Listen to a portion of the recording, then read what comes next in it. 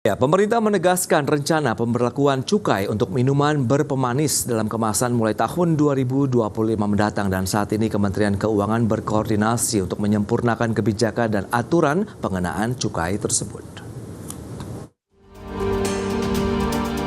Pemerintah kembali membuka peluang pengenaan cukai minuman berpemanis dalam kemasan atau MBDK mulai tahun 2025 mendatang. Langkah tersebut menjadi bagian dari target penerimaan cukai di 2025 sebesar Rp244,198 miliar atau naik 5,9% dari proyeksi tahun ini. Saat ini Kementerian Keuangan melalui Direktorat Jenderal Bea dan Cukai serta Badan Kebijakan Fiskal terus berkoordinasi untuk menyempurnakan kebijakan pengaturan cukai terhadap MBDK. Kementerian Keuangan pun tengah menunggu keputusan pemerintah untuk menyusun peraturan tersebut, baik melalui izin prakarsa dari Presiden maupun melalui program penyusunan peraturan pemerintah. Kepala Badan Kebijakan Fiskal Kemenkyu Febrio Nathan Kacaribu mengungkapkan, rencana pengenaan cukai tersebut masih harus dibahas pemerintah bersama DPR. Febrio menambahkan, pengenaan cukai MBDK dilakukan untuk mengendalikan konsumen minuman berpemanis yang jika berlebihan bisa menjadi sumber penyakit. Selain itu, pengenaan cukai terhadap MBDK juga untuk mendorong industri untuk reformulasi produk MBDK yang rendah gula. Berbagai sumber IDX Channel.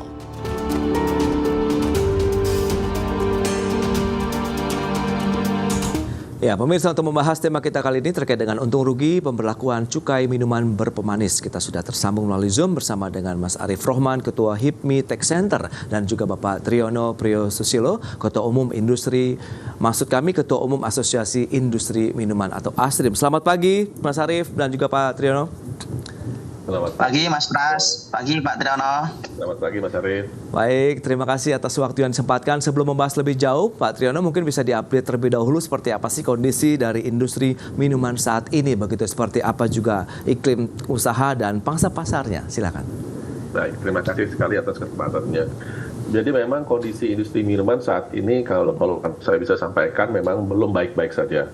Kita tahun lalu pertumbuhan di industri minuman itu kurang lebih kalau kita keluarkan minuman air AMDK itu kurang lebih minus 2,3%. Jadi kalau kita bayangkan sebenarnya masih belum kembali dari masa-masa pandemi. Di masa 2020 sampai 2022 itu pertumbuhannya 0%. Jadi kalau kita lihat sebenarnya 4 tahun terakhir kita melihat bahwa sebenarnya industrinya lagi ada kontraksi. Nah, bagaimana dengan tahun ini? Tahun ini memang di awal di semester pertama ini memang ada sedikit kenaikan karena didukung oleh Lebaran dan juga adanya pilpres pemilu. Jadi mau nggak mau ada sedikit pertumbuhan. Alhamdulillah. Itu kurang lebih antara 2-3%. Tapi memang outlook ke depannya sampai dengan akhir tahun ini kita mesti berhati-hati juga karena kalau kita lihat sebenarnya daya beli masyarakat masih belum tumbuh. Kita lihat sebenarnya harga-harga barang-barang pokok itu banyak yang naik dan mau nggak mau industri minuman yang mengandalkan produk yang sifatnya sekunder, ini bukan produk primer, mau nggak mau akan menjadi bukan pertimbangan pertama dalam pembelian produk. Sehingga kami sangat berhati-hati melihat bagaimana outlook untuk sampai dengan akhir tahun ini. Nah, di dalam konteks itu memang bagaimana kan iklim industrinya, dan ini juga masih menjadi tantangan menurut kami. Karena kami melihat memang terutama banyak sekali isu-isu terkait dengan regulasi yang sudah mulai timbul. Tahun depan kita pahami akan ada PPN 12%, kenaikan PPN, mau nggak mau itu juga akan menjadi pertimbangan bagi konsumen. Ya. Kemudian kita juga pahami terkait dengan isu yang selalu diangkat yaitu mengenai cukai minuman bermanis.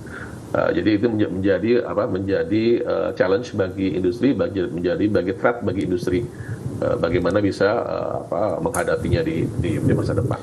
Baik, tapi pelaku industri sendiri sudah cukup lapang dada, Pak Triyono, menerima dengan beragam kebijakan dari sisi penerimaan negara, begitu ada PPN 12%, kemudian cukai berpemanis, begitu. Anda melihat bagaimana minuman berpemanis sendiri melihat kebijakan-kebijakan saat ini? Ya, baik. Terus terang untuk PPN kami tidak bisa bicara banyak karena memang itu mencakup ke seluruh sektor. Ya kan?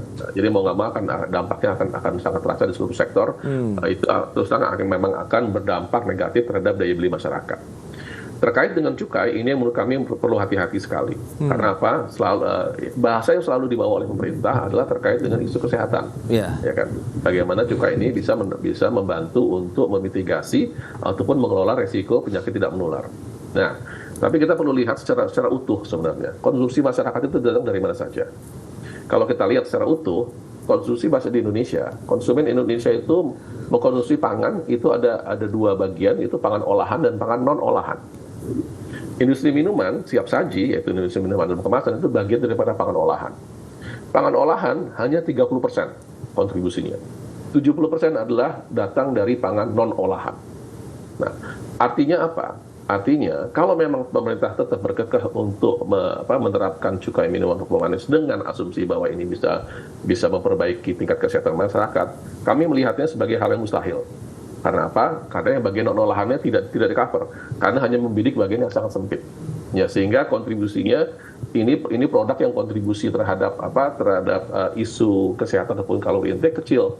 Tapi inilah yang dibidik. Nah, jadi kami melihatnya ini menjadi suatu ancaman bagi industri. Apakah dibilang siap? Mungkin kita bisa bilang kita belum siap terkait dengan itu. Apalagi kondisi kita masih belum baik-baik saja.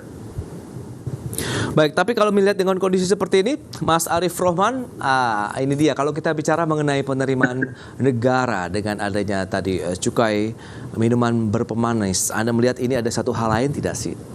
Mungkin dari sisi penerimaan negara atau ada hal lain yang lain, silakan. Baik, terima kasih Mas Pras.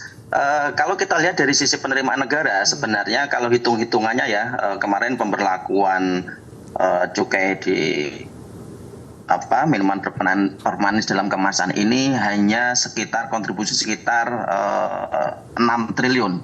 Artinya ini kita harus hitung betul kalau kita bicara hanya soal penerimaan kontribusi terhadap penerimaan negara. Jadi kalau kita bicara cukai itu kan sebenarnya filosofinya kan untuk pembatasan konsumsi, kemudian juga untuk pembatasan peredaran dan lain sebagainya. Artinya ini harus dilihat secara utuh bahwa apakah kira-kira kontribusi terhadap penerimaan yang sebenarnya bukan menjadi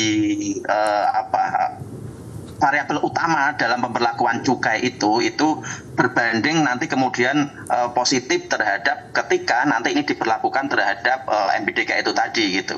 Nah, ini harus diantisipasi dampak-dampaknya, apalagi tadi disampaikan oleh Pak Triyono ya bahwa ini secara prosentase itu sebenarnya hanya 30%. Kemudian ya kita harus akui bersama bahwa nanti PPN naik itu juga salah satu faktor yang kemudian harus menjadi pertimbangan juga, apakah ini momen yang tepat untuk dinaikkan saat ini begitu.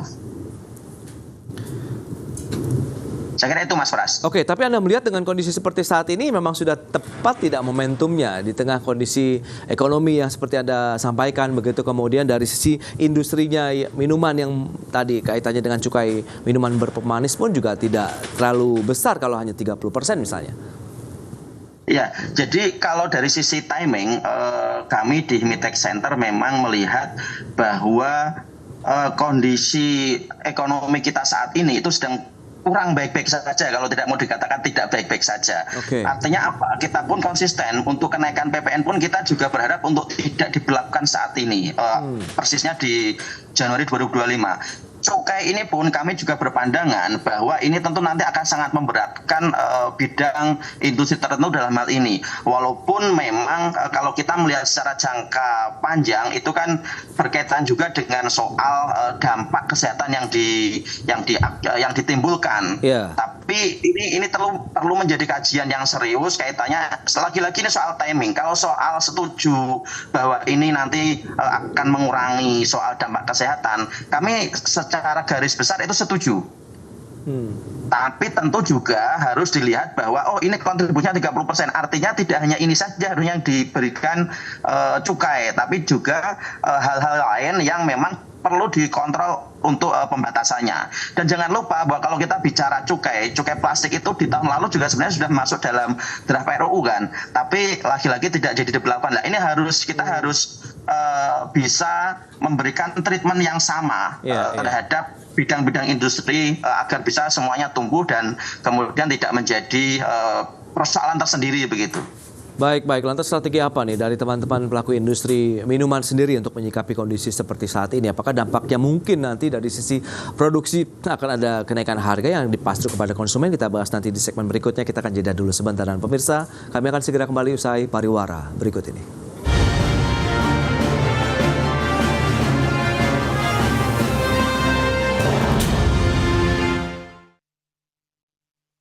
Baik, kita akan lanjutkan kembali perbincangan menarik ini bersama dengan Mas Arif Rohman, Ketua HIPMI Tech Center, dan juga Bapak Triyono Priyosusilo, Ketua Umum Asosiasi Industri Minuman. Baik, nah Pak Triyono, dengan kondisi seperti saat ini mungkin ya kalau kita lihat bagaimana sih strategi dari pelaku industri minuman sendiri untuk menyikapi cukai yang akan dikenakan terkait dengan industri ini, kemudian seperti apa sih dampaknya? Adakah potensi peluang harga ini yang memang cukup sensitif saat ini di masyarakat akan naik? Silakan.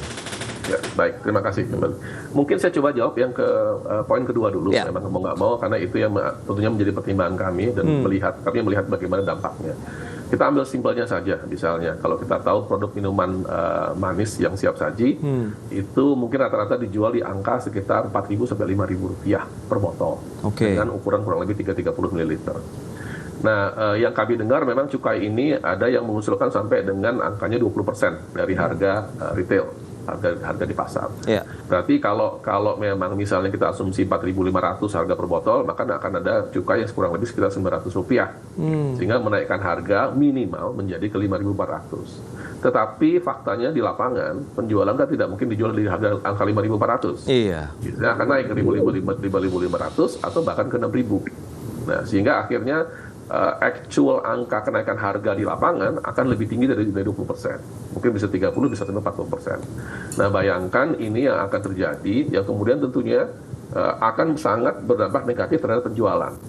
Kalau saya ngambil data saja, angka penjualan penjualan produk minuman berpemanis dalam kemasan itu kurang lebih hanya 6 botol per tahun per kapita.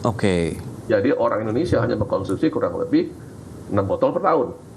Nah, Thailand itu bisa kurang lebih 4 kali lipat. Vietnam kurang lebih bisa 50% lebih tinggi. Jadi kita itu di ASEAN pun masih salah satu yang paling rendah.